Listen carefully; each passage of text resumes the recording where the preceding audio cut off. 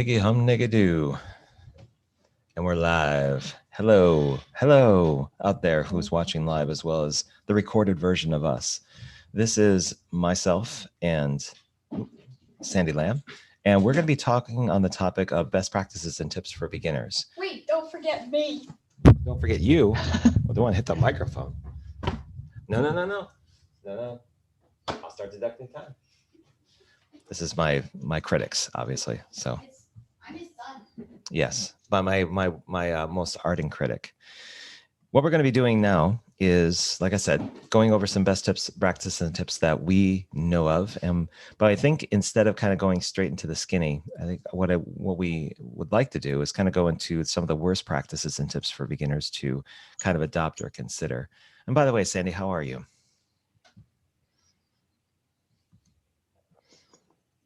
Oh, there goes the Wi-Fi. You're basically stuck holding a glass, whatever you're drinking. So now that's it. That's perfect. So I'll go ahead and share my screen, and you can say, "Oh, there! Now you're smiling." Okay. Okay. I wonder if they're up. I wonder if somebody's kind of like doing some gaming on somewhere where they're trying to steal your Wi-Fi. No idea. It's not even Okay. Wi-Fi because when I connected to the landline, it still was not working. So. Oh, okay. Well, if you want to cut out your video altogether, you could just have my, amazing looking face. Let's try that and see if that's better. Okay. All right. So yeah, much better. Then that way it's just my mug there. So whatever. Okay, so if you're looking at the screen, this is worst practices and tips for beginners. These are a few that are here. Some of these that we put up here is like have a closed mindset, come into it, not really caring much at all. Coming to any call with music blaring in the background. We really love that. So that the heavier the metal, the better. And probably if the speakers are turned against the monitor, that's perfect. Having your camera off the whole week, not letting people know what you really like and that you're actually impersonating somebody is perfect for virtual design sprint week. You definitely, especially if you have Doritos, you want to make sure you put a handful of your mouth and chew really close to the microphone, because again, that noise is just that crunchy noise is something people really appreciate when they're trying to ideate and think about things. It's like sound effect, right? Yes. And be late for every single session. Yes. And then just join without muting yourself, just saying, ha, like do like a war cry right when you get on the call. And I know Sandy appreciates that. She always likes being jolted out of her seat every so often.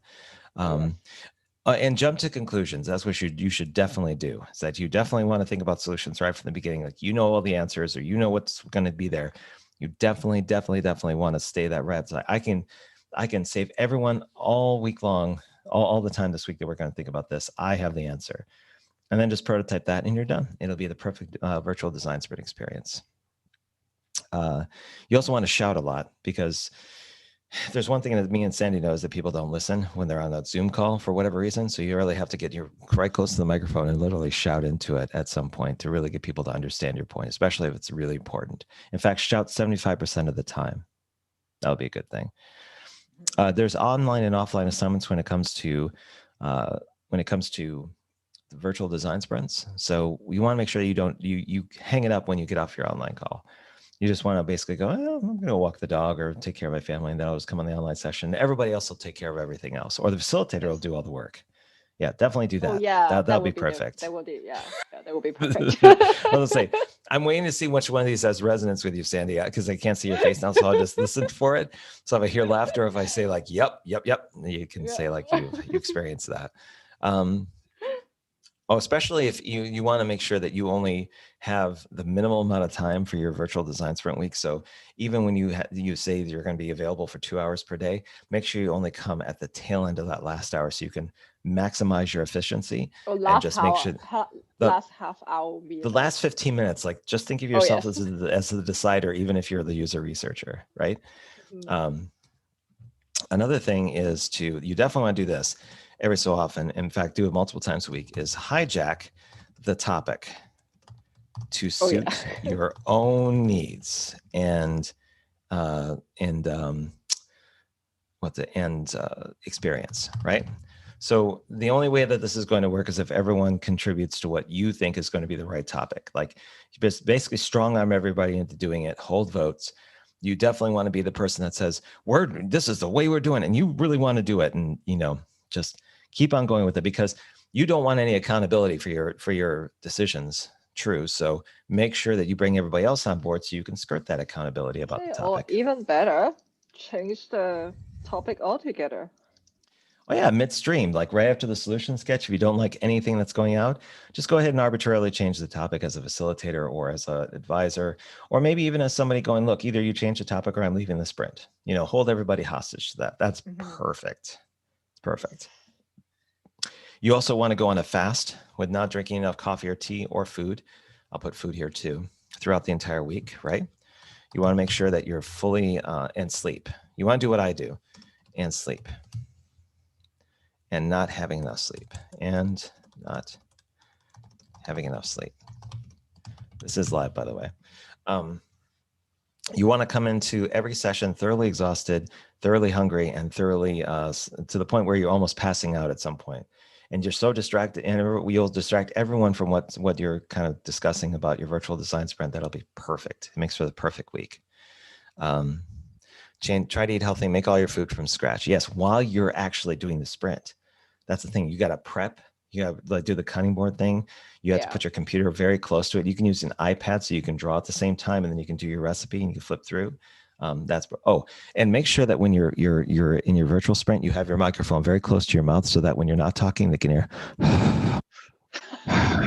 Especially if you have some breathing problems, or just definitely do that. That's even beyond virtual design sprints. Just basically make sure that you're always doing the Darth Vader voiceovers, because those are perfect.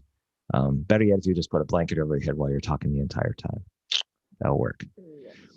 And we have one left. I know there's this one other best practice we should do, but I'm trying to think of what it could be, or some worse best practice. I know. Have a very offensive Zoom background. That works. So make sure that whatever you're going to be join the call in, you don't want background like this. You definitely want like something that's so offensive. Like just do all your MAGA stuff in your background. Like if this election's coming up, you definitely want to showcase your political views. Make sure that you have like Trump 2020 as your background, and have that in all red with white letters. Wear a red hat, basically talk about how you're owning the libs and every single objective. It's perfect. Just do that, and you'll not only gain followers, but you may actually influence their vote. That's what I think you should do. Influence their vote. Yes, influence their vote through a virtual design sprint. If you saw it there. So now that we've got all that out of the way, wow. Yes, that one will definitely do. Is that from Snapchat or no? I don't know. I just Googled it. Oh my goodness. Wow. I like the little nose ring. Is that a fly or a nose? I was probably dots. I don't know. I gotta take that out, Sandy. That's staring at this orange face staring at me is a worst best practice. I want to save that for the virtual design sprint, but thank you. Just an example. Oh yes, we can always zoom in on it, so I can always go like this and go, okay, this is what you definitely want as your backdrop, just like this. Make sure you're zooming in. There you go. He has a little picture right in his nose. Okay. Now we can do it. I don't want to stare at it either. So. Yeah, I don't either. I don't want to get this sick in the morning. Okay, so best practices for a virtual sprint. So if we flip the script a little bit, some things, and I'm going to kind of lean on you, Sandy, a little bit with this, because you've done like close to a virtual sprint wise, you've done at least 10 or more of these in these events. So you're pretty well versed on the best practices side. So the first one is having a pet with you. Can you kind of explain that one? Oh yeah, that's more of a fun one, but I found that it actually helps a lot because it often makes as a conversational piece. Because when people see your pets, they will start asking you questions. How is your pet? And it's fun, and then you can connect with your team members better that way. Okay.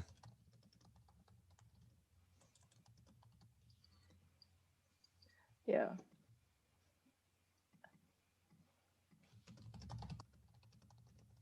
I think the key message is like make it human to connect with your team members. Yeah. Yep.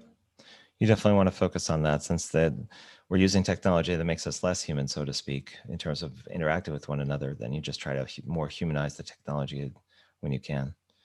Have a nice Zoom background. What's the website for Zoom backgrounds? There's a couple of them that are out there that are there. There are There's, lots, actually. I think there's one from the MoMA Institute also. Like there's an art institute that's putting some of their famous paintings there. But having a nice background as opposed to the one we put up there, obviously, is definitely desirable. It doesn't necessarily have to be like 3D or moving. Like some of the more popular ones that Zoom has are the like where the trees are moving in the background. So it's like kind of like this like looped GIF. But I wonder, I'm gonna pause this really fast. Oh, hang on. Give me a minute.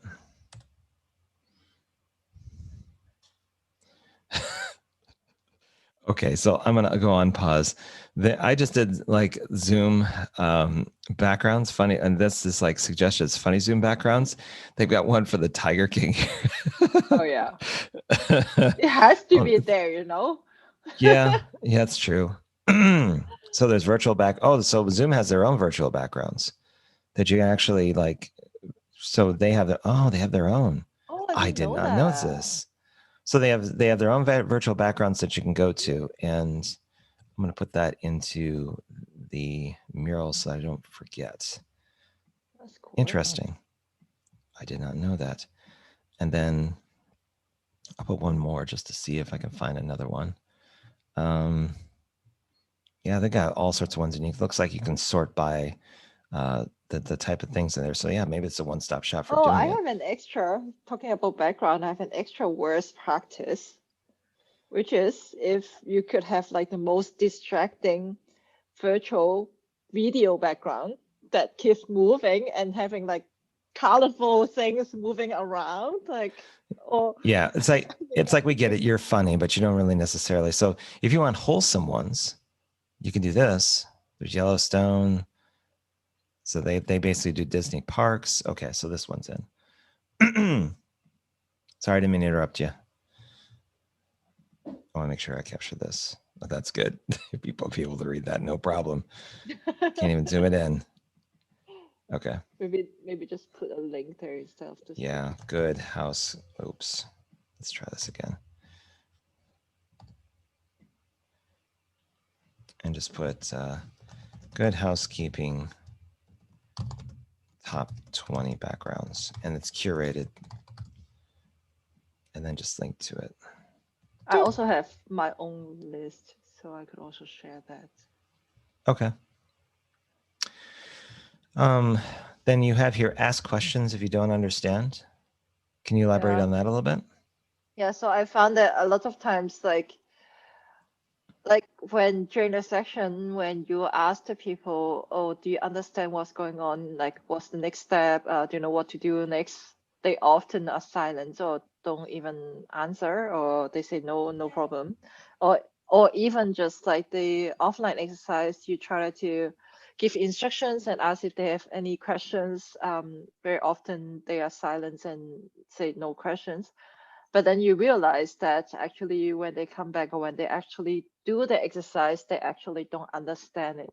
So I think for the good sake, like for your own and for other people, the best way is really ask the questions when you don't understand, because for GVDS especially, is everyone come to learn and everyone is really coming in an open mindset. So don't worry, like you are not the only one who don't understand anything, and sometimes asking the questions will actually make others realize something that they thought they understood but they didn't. So yeah, that's that. Okay, I think that's great advice.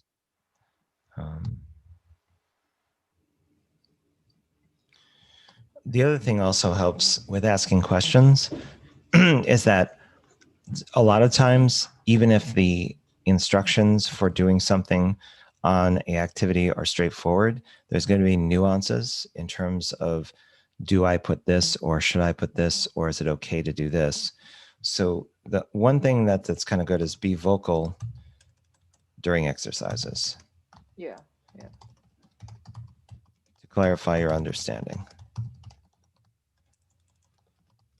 Yeah. Another and the would process. be, I guess, like close to that would be also try to repeat what you understand. That often I find it very helpful. Yeah. So basically you're saying, you're saying it's like, okay, so if I heard you correctly, this is what you're trying to say, or this is what we're doing, so that you're kind of repeating what you heard and just in a different way that makes sense to you, to see if you're still on the same page. Yeah. So yeah, I agree with that. You have here be engaged, and I saw you just put your own collection of backgrounds. So what do you mean by be engaged? Like, what are some examples of that? Yeah, so I guess asking question is already one of them. Because like for GVDS, there's nobody really force you to be there. So that's not really a point to join it if you were not going to do your best to learn in a way. Like you're doing it for yourself. So I find that it's very important to be engaged so you can get most out of it. I have done GVDS in different mindsets. I have done it so that I just kind of wanted to participate and not doing anything more than what I need to do. I have come in the mindset of really wanted to do as much as I could. I have came to the mindset just wanted to watch how people do, and I found that the thing that actually made me learn the most is actually try to do the most I could, be as engaged as possible. If you have never facilitate a design sprints, but you want to get into that and you don't feel comfortable of doing it, engage the facilitator and see if you can just experiment one or two exercise, try to facilitate that. Like that kind of things, like research, for example. If you've never done user research or user interviews, don't worry about it. Like there are people who are going to help you. So just engage the experts there in your team or just make it as an experiment and try to learn for yourself. Yeah, and sometimes it helps if you just have a conversation about what people do. Like if people want to understand what service design is all about, there's the textbook definition, there's what you read online, but sometimes it really helps to get the perspective of the person that you're going to be working with on how they approach the discipline, because they may have a mix of, say, your background could maybe be a mix of service design and something else. Just like mine, facilitation is a mix of usability, user research, and facilitation. So I tend to go in this direction of, you know, researching other disciplines, trying to understand what people do, because it's fascinating to me. I just like hearing how other people approach things. So yeah, there's different ways to engage, but the point is that you're not going to have this chance to work internationally with a group of people in a way that you haven't before. This is a perfect time to kind of, be engaged not only on the work level of the event, but also with other people and what they do. So, hey, you're back. Yeah, I'm trying Okay. to see how it goes. It's flowing this time, so I think we're good. Sharing what you know. Yeah. I guess the best way to learn is to share your knowledge, try to teach. So that kind of along the same line. So maybe you don't need to teach, but at least share what you know. And then, because like I said, I think I say this again and again, because the main difference between GVDS versus other events I found is it is really a learning environment. So when you can share your knowledge, other people will also share with you. It is just a way of building community and making everyone or the design sprints better.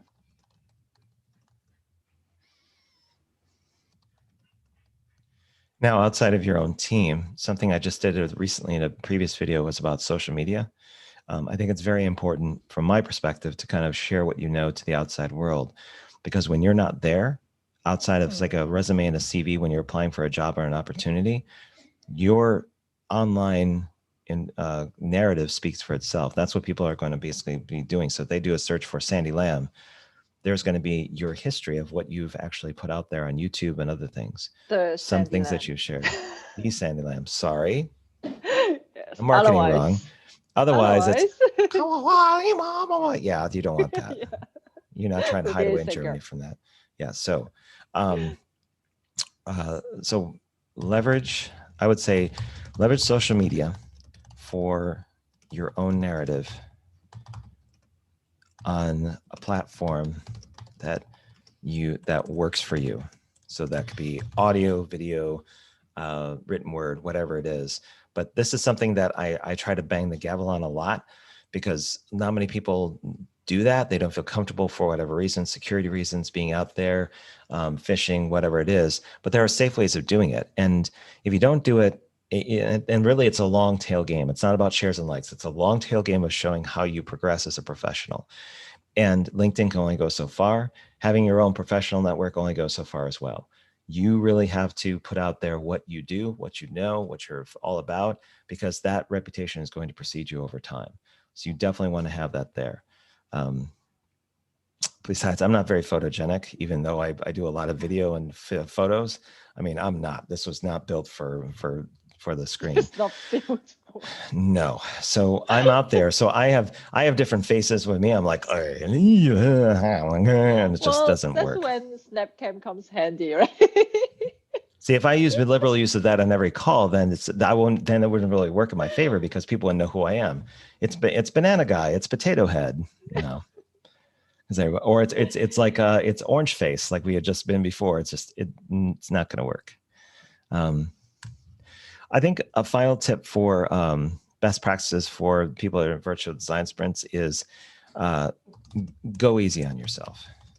Oh yeah. There's this notion that you really have to do like an amazing job. You won't let your people down, like you won't let your team down, so to speak, because you don't necessarily want to be the one person that's dragging everything behind. So when I say go easy on yourself, the first thing I got to say is like, don't try to prototype Amazon.com in 24 hours. You really have to basically just concentrate on the thing that's going to have the most impact, even if it's one screen.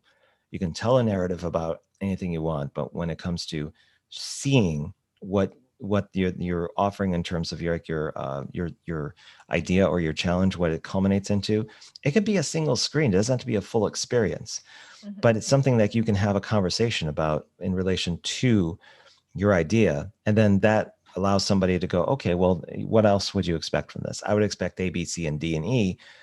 Then you have that learning environment, and then you can better answer your long-term goal, your sprint questions, and other things. Whereas if you try to fully bake a particular idea, that's all great for portfolios and everything else, but your reactions in your user interviews might be mixed, because now they're assessing more than just your idea. They're assessing the colors, they're assessing the design. They're making holistic evaluations on things that are not going to see the light of day more often than when you get out of the sprint. So really concentrate on the core idea, even if it's just 1 to 2 screens. Another thing that I definitely see happening a lot in virtual design sprints that you should be okay with is like, it's okay not to know the tech or the apps. You'll learn them together, right?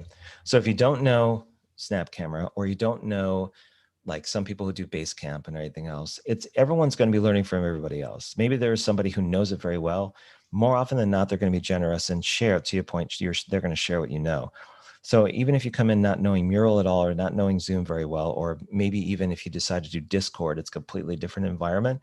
That's the point. It's just basically to learn from it, not necessarily to learn it and to show off that, yes, I am a very knowledgeable person and I can do all these wonderful things. That's not the point. You have to go easy on yourself in that regard. So if you don't know the stuff, it's okay. Most of the facilitators that I know that are part of this round are pretty easygoing. They're going to walk you through things. They're not going to be like, get it done or don't do it. That doesn't really exist here for the most part. Yeah, or otherwise they will be get kicked out from the community. Or one of those things where I kind of go, no, no. What I tend to do is kind of go, okay, I'll make sure I understand what's going on, and then understand context and try to get as much information as possible about the if I don't have a recording or anything else, then kind of go, probably should have been different if it went like this. And that's kind of where that code of context is coming into play, where it's kind of like, okay, let's review this so that we're on the same page about it. Mm-hmm. Do it that way. Anything else you want to add to this, Sandy, in terms of like going easy on yourself? I think I can chime in the point that you mentioned, how be easy to yourself, or go easy on yourself, not worrying about letting your team down.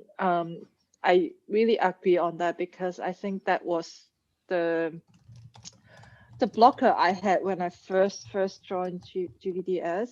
I think if I continue having that mindset, I would never had the MVP, because when I first joined, I really was worrying about letting the team down because I didn't know anything. And I really sat back and tried not to really try out the facilitation, although I was the facilitator. And if I had done that, I would have learned nothing, and I would have never got that MVP award. So are you saying that you don't have to worry about letting your team down, that you just try to do what you can? Yeah, try to do what you can, and you will find how amazing the community is. Everyone is going to support you in your team, outside your team. The last resort is Robert, but he will be 24/7 available for you. So yeah, sometimes it's like I that's true. I tend to be like, okay, what's going on here? Because that happened with a couple of people last sprint too, where everyone was just kind of like, well, I don't know what to do, and look at the shiny thing over here. And I won't name names, but they were distraught. So I was kind of like, okay, let's make this happen. But I would especially for sorry. No, and then some people, and then I wasn't needed for other situations where people just stepped up and said, well, this person completely abandoned things. Now we have to kind of move forward with it, and they put it on their shoulders, and they made a name for themselves in that regard. Yeah. But I wanted to also really emphasize that, like, use Robert as really the last resort, because otherwise you are not going to learn to solve the problem yourself. That's kind of what I did when I first joined. Like, I led Robert to facilitate my team, and that's how I did not learn. So I learned that I should have learned. So. But at least we went through that. If I wouldn't have been that person that says, okay, let's try and do this together. I only took over when I thought there was like a pause around how it was done. But at the same time, Sandy, I learned that I had to get out of the way. So I knew when I started taking over, my own inherent biases and my own inherent ways of doing things may or may not have worked. But when I started drawing away after the second event and started letting people go through the hardships of actually doing it, it worked out for the better. And I was kind of like going, oh God, for like then 3, wondering if it was going to work out, but it did. It just humans eventually worked things out as they always do. But it was scary because I was like, I don't want this to be a bad experience. And, because it's like something I'm putting my whole effort into. So yeah, there's that. We're at the top of the hour. So can you go over, or do you have something right now that you have to go to? No, I'm good. All right. So like 5 minutes? Yeah. Okay. So just for well, make it 7. Okay, we got 7 minutes to make a huge impact for beginners in the first virtual design sprint. So come to learn, enjoy and have fun, not get too serious. Like I think we're gonna repeat a little bit from last time, like to your point offline. It's like we're gonna share with each other. Yeah. It's another one. Have fun. Yeah, have fun is like is one there. And share with, and then this is going to sound a little selfish, but it's like think of the end in mind. And what I mean by that is, what kind of outcomes do you want for the sprint? So in terms of outcomes. So you're going to be going through this, and some people just don't know. They just want to go, oh, well, I just want the experience of it. And that's totally fine if you want that. but I kind of asked this question in our last networking session. It's when it's all said and done, especially for people who have done this like 3 or 4 times, what do you want out of it? Like, where are you focused now that you know this, the lay of the land? Is it still the draw of meeting new people and working on something interesting? Or are you coming for the dash? Or what exactly are you trying to do that's going to further things along? So in November, you feel like it's time well spent. So I try to have those conversations as a group to start seeding that around, okay, we're going through the process. You paid your fees, you're going to make it happen, but let's make sure that we're concentrating on some outcomes that are going to be beneficial for you. We won't be able to hit them all, but at least if they're said or spoken about, then I think we'll be going in the right direction. I think that's when the team canvas comes in handy, because the whole team will actually see each other's goals, like why do they even come to join the GVDS, and that way the facilitator and the rest of the team can actually try to make the best out of the whole week. And by the way, I think it's here. No, yeah, I may have gone back a little bit. This is the challenges. I actually worked on, I have all these different murals up here. I'm trying to find the right one. Okay, I'll find it later. I actually redid the team canvas. I have to share that with you. That adds strengths, and it also adds something around, I can't remember, but I was working on it late last night.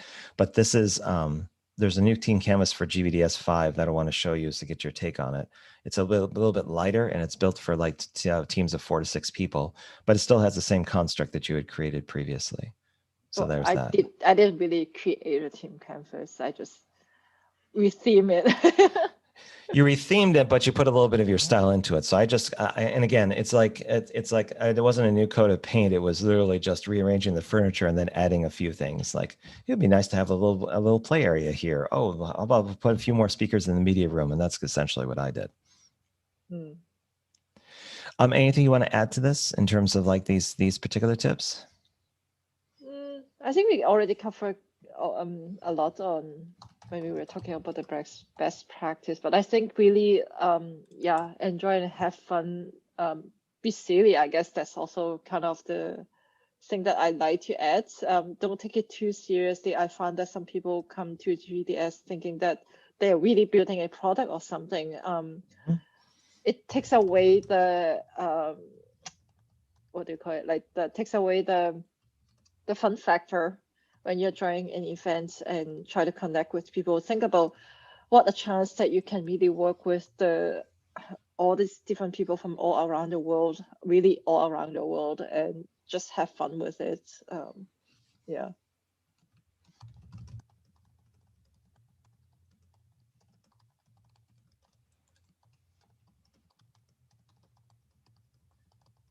Yeah, and I think like was also sometimes people think like when they take it too serious, then they would get too stressed, and then also even thinking about dropping the team or not continuing or not to join GVDS altogether. So I think it was actually one of the I don't know if I should say that. No, I won't.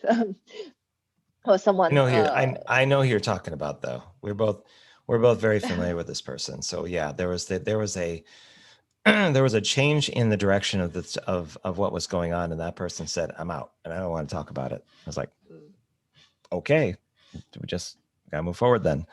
So yeah, you will go down a rabbit hole if you suddenly decide that this is something that it's near and dear to you, and it's perfectly fine to be that and passionate about it. The problem is that not everyone's going to share that same passion, and they're going to roll with it, and they're going to kind of run with you with it.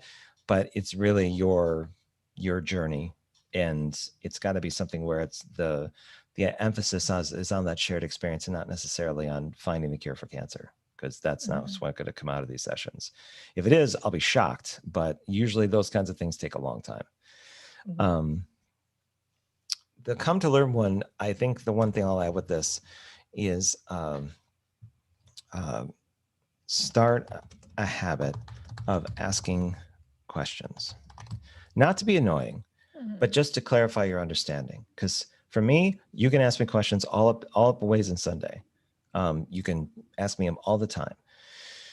But there are some people that are kind of like have a question quota. They're like, okay, after like 5 questions, I'm kind of either annoyed or distracted or I start getting stressed. So it just depends on who you're talking to.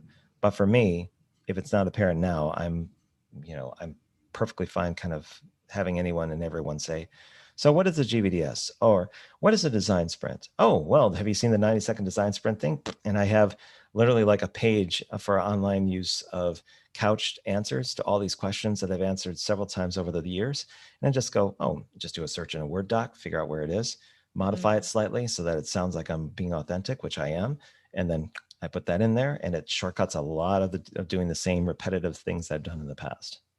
Oh wow, didn't know you have that. I do it for LinkedIn all the time. You could use AI, build with AI, and then do it automatically. Yeah, I don't think I can do that yet.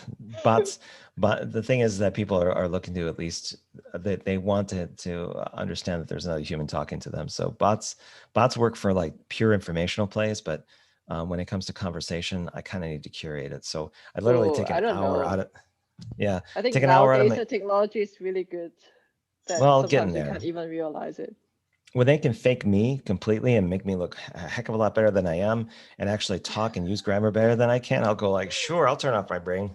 Go ahead and like have AI talk to AI and eventually they'll work something out. Oh yeah. That's what we'll have our AI representative for That everything. would be And then funny. Like imagine the whole conversation in LinkedIn is actually talking between AIs instead. what if the AI fight? What if they they Oh use really yeah. polite but coarse language and start calling them like, you're a ninny. Well, you're a nincompoop. And all the while you're getting alerts from the thing. So I'm going off the reservation. Please reset my programming or whatever. Please update me to the newest anti-anger software. And then like you have like now more nuanced conversation in Greek and Latin and other things like that. Um, you know, someday we're just all going to be vegetables in tubes and then everything's going to be like piped up to like, this is our avatar representative. And then we finally expire when those things become outdated. We can't have enough money to afford to upgrade. So our persona is actually the thing that keeps us alive, even after we've perished on the physical side. And that if we don't have like enough money to basically continue on with our life, then we're done. Well, that's a good way of ending this, I guess. Hey, we wanted to get futuristic about things. So instead of thinking about dark and bleak stuff like this dystopian future, let's review what we've done so far. So we covered the worst practices and tips for beginners that you could possibly follow. We go into best practices for virtual design sprints, which are featured here. And then finally, we went into some tips for beginners on your very first virtual design sprint that's coming up, and share with each other is pretty much self-explanatory since we copied it then. And we'll be posting this. This is already on YouTube being streamed live. We're going to put this up on the I would say this has got so much good stuff that we probably want to put it on social, and then I'll tag you back. You'll see like alerts and everything else with your name, what have you. And then we're going to be doing a couple of recording sessions towards the ends of the week, and we're going to be covering the actual virtual design sprint week, I believe. Well, that Monday, Tuesday, Wednesday, Thursday. And so, yeah, well, you'll be seeing Sandy Lam again, and sharing her extensive knowledge about this virtual design sprint arena that she's spent a lot of time and effort into. So, Sandy, I think it was great. What do you think? Yeah, it's awesome. I was half Let's keep going. expecting you. I was half expecting you to say like, It's good. "Can I hang up now? Can you send me a check?" No. Yeah, I think we did. I think this is pretty good. So yeah, let's just plan on speaking next Thursday and Friday. But until then, I know you got things to do. So take care of yourself, Sandy, and I will talk to you later. Okay. Yeah, talk to you later. All right. Okay, Bye. bye.